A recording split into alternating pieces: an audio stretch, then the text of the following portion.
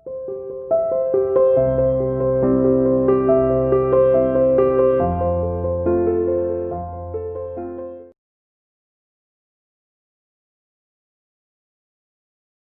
students, welcome to you CR International School online classes. Students, how are you? I hope that everyone is fine at your home. Now we are going to continue our chapter 4th of geography, class 9. Lesson का नाम है जलवायु। आज हम पढ़ेंगे कि आम्र वर्षा कहाँ होती है और क्या होती है। देखिए, आम्र वर्षा आमों के पकने में मददगार होती है। कर्नाटक के तटीय क्षेत्रों में होने वाली वर्षा को हम आम्र वर्षा कहते हैं। इसका आम्र वर्षा नाम क्यों पड़ा? क्योंकि गर्मी की ऋतु शुरू हो जाती है और उसके अंत में गर्मी की ऋतु में आम उगने शुरू हो जाते हैं और ग्रीष्म ऋतु के अंत में जब कर्नाटक के तटीय क्षेत्रों में भारी वर्षा होती है, उस वर्षा के कारण जो आम की खेती होती है, आम की कृषि या आम के जो बाग होते हैं उनमें लगे हुए आम पकने शुरू हो जाते हैं, वो कहलाती है आम्र वर्षा। आमों को पकाने में मदद देने वाली वर्षा को ही हम आम्र वर्षा के नाम से जानते हैं। उसके बाद सेकंड टॉपिक हमारा पुआर की उमस क्या होती है। अक्टूबर और नवंबर के महीने में जब धरती आर्द्र होने लगती है, भूमि की आर्द्रता बढ़ जाती है, तापमान का घटना शुरू हो जाता है और मानसून पीछे हटना शुरू हो जाता है।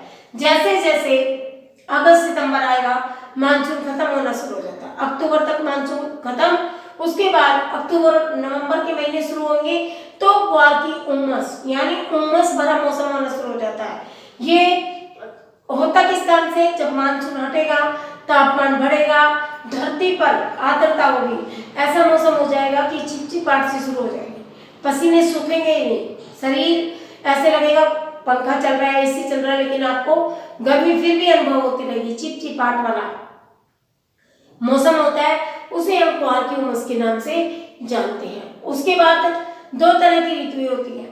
मेन ग्रीष्म ऋतु, वैसे ऋतु होती है हमारी भारत में 4: ग्रीष्म, शीत और वर्षा ऋतु और बसंत ऋतु। लेकिन जो मुख्य है ग्रीष्म मानसून और शीत मानसून, जिनके कारण ऋतुएं परिवर्तित होती हैं।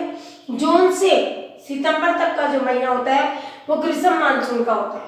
इसमें क्या होता है, समुद्र पर जो उच्च दबाव बनता है उससे जो हवाएं होती हैं वो समुद्र पर, जब देखिए ग्रीष्म ऋतु में समुद्र पर उच्च दबाव से हवाएं धरती पर निम्न दबाव की तरफ बढ़ना शुरू हो जाएंगी। लेकिन शीत मानसून यहाँ देखिए जून से सितंबर तक शुरू होता है।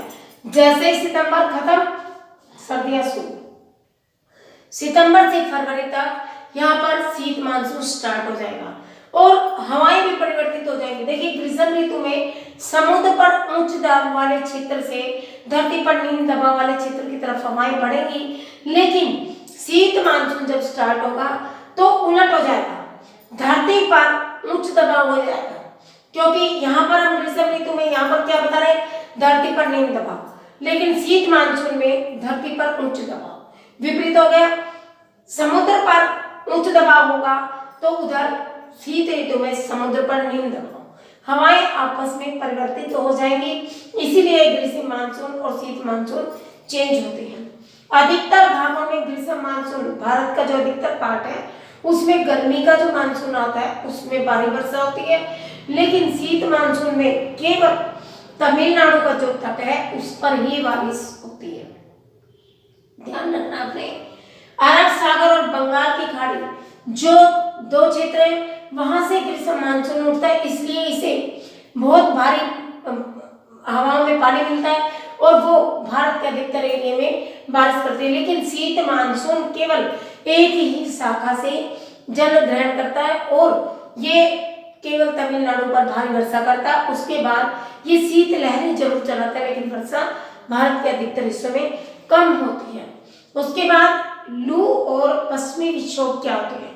देखिए गर्मियों में चलने वाली धूल भरी आंधियां जो अप्रैल एंड में और मई जून में स्टार्ट हो जाती है, इसीलिए वो घातक होती है। क्योंकि गर्म हवाएं अपने जिनको हम लू बोलते हैं, सभी जानते हैं लू के नाम से, ये मई जून में तेज आंधियां, कभी कभी ओलावृष्टि भी साथ लाती है, कभी भारी वर्षा भी कर देती है, लेकिन ये बीमारियों को भी साथ लाती है। गर्म लू लग जाने से आपको हैजा, हेपेटाइटिस जैसी, उल्टी दस्त जैसी बीमारियां लगनी शुरू हो जाती हैं। ये भारत से उत्तर पश्चिम की ओर दिन में चलती हैं और मई जून में ये बिल्कुल घातक होनी शुरू हो जाती हैं, जो एक हमारे शरीर को भी अस्वस्थ करती हैं, ऊपर से इनका कोई फायदा भी नहीं होता है। ये ज्यादा बेनिफिशियल नहीं होती है, होती गर्म हवाएं हैं। जो पश्चिमी विक्षोभ है ये शीत लहरें होती हैं, ठंडी हवाओं को कहते हैं, जो जनवरी और फरवरी में चलती हैं, वो चलती हैं मई और जून में। दोनों के डिफरेंट है महीने। सर्दियों में भारी बर्फबारी भी करती है और पहाड़ों पर तो ये भारी वर्षा का कारण बनती है। उसके बाद रबी की जो फसल होती है उसके लिए जो ये पश्चिमी विक्षोभ होते हैं ये बारिश लाने में मददगार होते हैं और उन फसलों के पकने में थोड़ी थोड़ी, अगर कहते हैं सर्दियों में गेहूं है, सरसों है, मटर है, ये रबी की फसल होती है, इसको पकने में पश्चिमी विक्षोभ जो शीत हवाएं होती हैं वो बहुत ज्यादा मददगार होती है। लेकिन जनवरी फरवरी में ये शुष्क हो जाती है, स्किन को डर्टी कर देती है, कहीं कहीं से हमारे मतलब ये ठंडी होती है, इसलिए ये शरीर को ज्यादा हार्डों को चीरने वाली सर्द हवाएं होती है। देखिए लूएं गर्म हवाएं, पश्चिमी विक्षोभ सर्द हवाएं, ग्रीष्म मानसून जून से सितंबर तक, शीत मानसून सितंबर से फरवरी तक एक शाखा से उठता है, ग्रीष्म मानसून दोनों शाखाओं से उठता है और पार की उमस और आम्र वर्षा। आज हमने जलवायु के जितने भी टॉपिक रिमेनिंग थे आपके सब कंप्लीट कर दिए। लेसन आपका कंप्लीट हो गया। इसके बाद हम नेक्स्ट चैप्टर को स्टार्ट करेंगे।